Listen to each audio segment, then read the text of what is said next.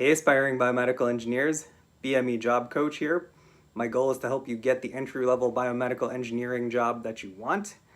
And today I'm here to talk about college rankings. Services like US News and others that come up with ranked lists of BME programs for undergrads. When I was in high school, I knew I wanted to be a biomedical engineer, and I'll be honest, I was a rankings chaser. I applied to all the schools that were top ranked on the list and attended one of them. And what I've found is that industry generally does not care at all about these rankings. As surprising as that may seem, 20 years of working in the medical device industry has shown me that time and time again. Now, if your goal is to go on to a PhD program, going to a more prestigious school or a highly ranked school can matter. What probably matters a little bit more is the research that you do and the recommendations that you get from your advisors during your undergrad. But the rankings do matter somewhat. But if your goal is to get into industry, industry generally doesn't care. First, let's just take a quick look at the methodology of these rankings. So what US News does is they poll deans and faculty of BME programs to rank other programs.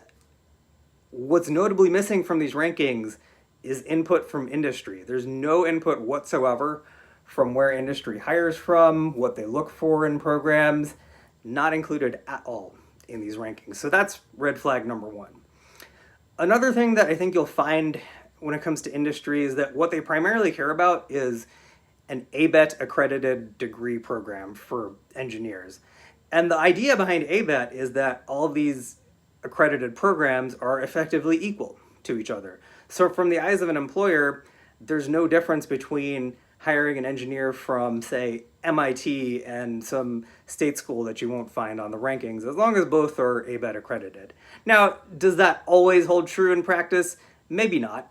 But what companies do tend to focus a lot more on is location. They hire locally.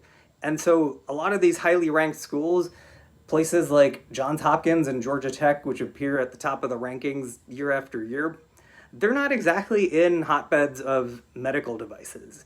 And companies that are in places like Minnesota and California, they're hiring from schools that are primarily in places like Minnesota and California.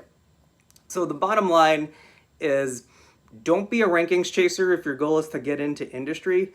I'll talk a little bit more in future episodes about factors to look for in a program that will help you land a job.